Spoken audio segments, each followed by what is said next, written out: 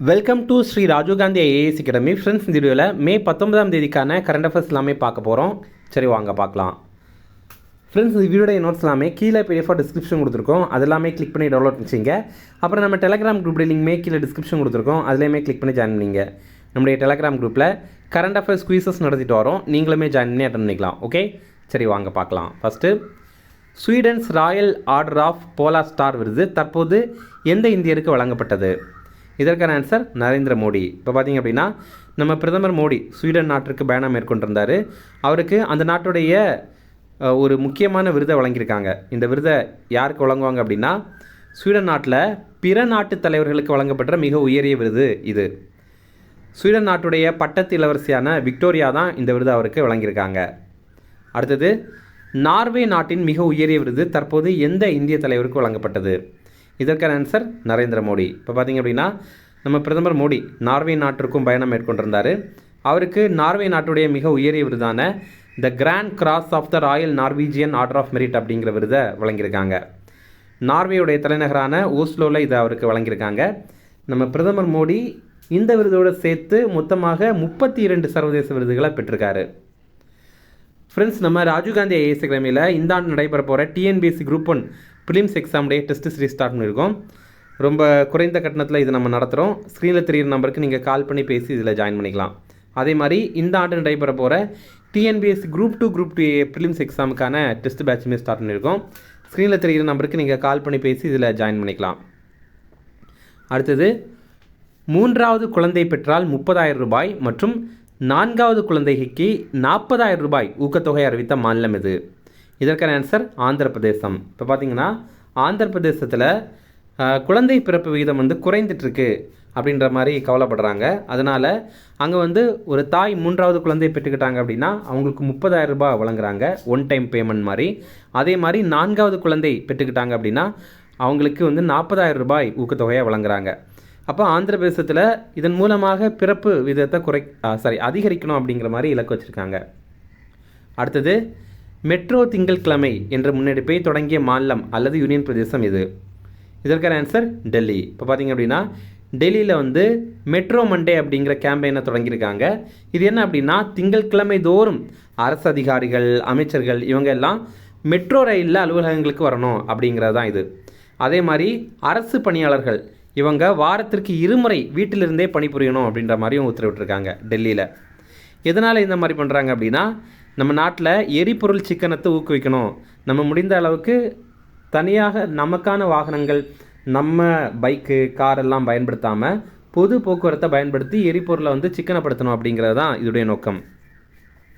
அடுத்தது, உலக சுகாதார அமைப்பு எபோலா அவசர நிலையை எந்த நாடுகளில் அறிவித்தது? இதற்கான ஆன்சர் உகாண்டா மற்றும் காங்கோ குடியரசு. இப்போ பார்த்திங்க அப்படின்னா, காங்கோ குடியரசுலேயும் உகாண்டாலேயும் இப்போ எபோலா நோய் இருக்குது. அது உலகம் முழுவதுமே பரவுறதுக்கு வாய்ப்பு இருக்குது அப்படின்ற மாதிரி WHO அமைப்பு தெரிவித்திருக்காங்க. இப்போ எபோலா நோய் பற்றி பார்த்திங்கன்னா, எபோலா வைரஸ்னால் உருவாகுது. முதல்ல ஆரம்ப நிலைகளில் காய்ச்சல், தொண்டை வலி, தசை வலி மற்றும் தலைவலி இருக்கும். அப்புறம் போக போக தீவிரமாக இருக்கும்போது வாந்தி, வயிற்றுப்போக்கு, தடிப்புகள், அப்புறம் கல்லீரல் மற்றும் சிறுநீரக செயல்திறன் குறைபாடு இதெல்லாம் ஏற்படும். இது எப்படி பரவுது அப்படின்னா, பாதிக்கப்பட்ட விலங்குகள் மூலமாக மனிதர்களுக்கு பரவுது. அதே மாதிரி பாதிக்கப்பட்ட விலங்குகள் மூலமாக இன்னொரு விலங்குக்கு பரவுது. அதே மாதிரி பாதிக்கப்பட்ட மனிதர்கள் மூலமாக இன்னொரு மனிதருக்கு பரவுது. இந்த மாதிரி எல்லாம் பரவுது. அடுத்தது, குதிரைகளில் அதிகம் காணப்படும் கிளாண்டஸ் நோய்க்கு காரணமானது எது? இதற்கான ஆன்சர் பாக்டீரியா. இப்போ பார்த்தீங்கன்னா, கிளாண்டஸ் அப்படிங்கிறது குதிரைகளில் அதிகமாக காணப்படுற ஒரு பாக்டீரியா நோய். இது உருவாக்குற பாக்டீரியா எது அப்படின்னா பர்கோல்டேரியா மல்லை அப்படிங்கிறது தான். அதிகமாக குதிரைகள், கோவேறு கழுதைகள் மற்றும் கழுதைகளுக்கு இது ஏற்படுது. இந்த நோய் குதிரைகள், கோவேறு கழுதைகள் மற்றும் கழுதைகளுக்கு மட்டும் இல்லாமல் சில நேரங்களில் நாய்கள், பூனைகள், பன்றிகள், ஆடுகள் மற்றும் மனிதர்களுக்கும் பரவுது. இப்போ இது பார்த்திங்கன்னா, இந்த நோய் சென்னையில் குதிரைகள் கிட்ட பரவுது. அதனால் கவனமாக இருக்கணும் அப்படிங்கிறத தெரிவிக்கிறாங்க. இந்த சில நேரங்களில் இந்த பீச் பக்கத்தில் எல்லாம் பார்த்திங்கன்னா குதிரை சவாரி எல்லாம் போவாங்கல்ல, அந்த மாதிரி போகிறத நம்ம கொஞ்ச நாட்களுக்கு தவிர்க்கணும் அப்படின்ற மாதிரி கேட்டுக்கொண்டிருக்காங்க. அடுத்தது, சிபிஐ இயக்குனராக தற்போது உள்ளவர் யார்? இதற்கான ஆன்சர் பிரவீன் சூட். இப்போ பார்த்திங்க அப்படின்னா, சிபிஐடைய டைரக்டராக பிரவீன் சூட் அவர்கள் தான் இருக்கார். இவருடைய பதவி காலத்தை இன்னும் ஒரு வருஷத்துக்கு நீட்டிக்கிறாங்க. இந்த ஆண்டு மே 24ஆம் தேதியிலிருந்து அடுத்த ஆண்டு 1ஆம் தேதி வரைக்கும் அடுத்த ஆண்டு மே 24ஆம் தேதி வரைக்கும் இவருடைய பதவி காலம் வந்து நீட்டிக்கப்படுது. சிபிஐ பற்றி பார்த்திங்கன்னா சிபிஐடைய விரிவாக்கம் சென்ட்ரல் பியூரோ ஆஃப் இன்வெஸ்டிகேஷன் அப்படிங்கிறது, தமிழில் மத்திய புலனாய்வு பணியகம் அப்படிங்கிறது. இது 1963ஆம் ஆண்டு ஏப்ரல் 1ஆம் தேதி உருவாக்கியிருந்தாங்க. இப்போ இதோடைய டைரக்டராக இருக்கிறவர் பிரவீன் சூட் அப்படிங்கிறவர். அடுத்தது கரியர் கோல்டன் மாஸ்டர்ஸ் சாதனையை படைத்த 2வது டென்னிஸ் வீரர் யார்? இதற்கான ஆன்சர் ஜானிக் சின்னர். இது வரைக்கும் பார்த்தீங்கன்னா இந்த ஒரு சிறப்பை பெற்றது ஒரே ஒருத்தர், அவர் மட்டும்தான். அது யாருன்னா நோவாக் ஜோகோவிச் அப்படிங்கிறவர். இப்போ 2வதாக இந்த சாதனையை இவர் படைத்திருக்காரு. ஓகே, அது என்ன கரியர் கோல்டன் மாஸ்டர்ஸ் அப்படின்னு பார்க்கலாம். இப்போ நமக்கு டென்னிஸ் போட்டிகளில் ரொம்ப ரொம்ப பெரிய போட்டிகள் அப்படின்னு சொல்லும்போது அது கிராண்ட் ஸ்லாம் போட்டிகள் தான். அதுக்கு அடுத்தது பார்த்திங்கன்னா ஏடிபி மாஸ்டர்ஸ் 1000 அப்படிங்கிற போட்டிகள். இது பார்த்திங்கன்னா ஒரு வருஷத்துக்கு 9 போட்டிகள் நடைபெறும். இதில் ஒரு வீரர் இந்த 9 வெவ்வேறு மாஸ்டர்ஸ் தொடர்களை ஒரு முறையாவது அவர் வெற்றி பெற்றார் அப்படின்னா அவருக்கு வந்து கரியர் கோல்டன் மாஸ்டர்ஸ் அப்படிங்கிற சிறப்பு கிடைக்கும். அதாவது பார்த்திங்கன்னா ஒருத்தர் வந்து ஒரு வீரர் இருக்கார், 2021 வந்து ஒரு போட்டி தான் ஜெயிச்சாருன்னு வச்சுப்போம். அப்புறம் 2022 வந்து 2 போட்டி ஜெயிச்சாருன்னு வச்சுக்கலாம். அப்புறம் 2023 வந்து ஒரு 3 போட்டி ஜெயிச்சார் அப்படின்னு வச்சுக்கலாம். அப்புறம் 2024ஆவது ஆண்டு வந்து ஒரு 2 போட்டி, அப்புறம் 2026 வந்து ஒரு போட்டி, அந்த மாதிரி மொத்தமாக 9 போட்டிகள் அவர் வந்து ஜெயிச்சிட்டா போதும். அதாவது இந்த 9 வெவ்வேறு போட்டிகளை அவர் வந்து தன்னுடைய வாழ்நாளில் ஒரு முறையாவது அவர் ஜெயிச்சிட்டாருன்னா போதும், அவருக்கு கரியர் கோல்டன் மாஸ்டர்ஸ் அப்படிங்கிற சிறப்பு கிடைக்கும். இப்போ ரீசெண்டாக பார்த்தீங்கன்னா இத்தாலியன் ஓப்பன் டென்னிஸ் போட்டி நடைபெற்றது. அதில் ஜானிக் சின்னர் வந்து வெற்றி பெற்றிருந்தார். ஜானிக் சின்னர் இதோட சேர்த்து இந்த 9 போட்டிகளையுமே ஜெயிச்சிருக்காரு. இதன் மூலமாக இந்த சாதனையை அவர் படைத்திருக்காரு. இதில் இன்னொரு சிறப்பு என்ன அப்படின்னா இவருக்கு வந்து வயது 24 தான் ஆகுது. அப்போ ரொம்ப குறைந்த வயதிலேயே இந்த சாதனையை அவர் படைத்துட்டார். இதற்கு முன்னாடி நோவாக் ஜோகோவிச் அவர் இந்த சாதனையை படைத்திருந்தார் அப்படின்னு நம்ம பார்த்துருந்தோம்ல, அவருக்கு வந்து 31 வயதில் தான் இந்த சாதனையை அவர் படைத்திருந்தார். அடுத்தது இந்தியாவின் உயரமான செயற்கை புல்வெளி கால்பந்து விளையாட்டு மைதானம் எங்கு அமைக்கப்பட்டது? இதற்கான ஆன்சர் லடாக். பார்த்திங்க அப்படின்னா லடாக்குடைய தலைநகரான லேல தான் இதை அமைத்திருக்காங்க. ஓகே, அடுத்தது இந்தியாவில் எந்த ஆண்டுக்குள் 100 மில்லியன் டன்கள் நிலக்கரியை வாயுவாக்க இலக்கு நிர்ணயம் செய்யப்பட்டுள்ளது? இதற்கான ஆன்சர் 2030. இப்போ பார்த்திங்க அப்படின்னா நிலக்கரியை வாயு ஆக்கிறது எதற்காக அப்படின்னா அதன் மூலமாக நம்ம வந்து மின்சாரம் தயாரிக்கும் போது ரொம்ப குறைவான மாசு தான் வரும், அதன் மூலமாக சுற்றுச்சூழல் ரொம்ப குறைவாக தான் பாதிக்கப்படும் அப்படிங்கிறது தான்.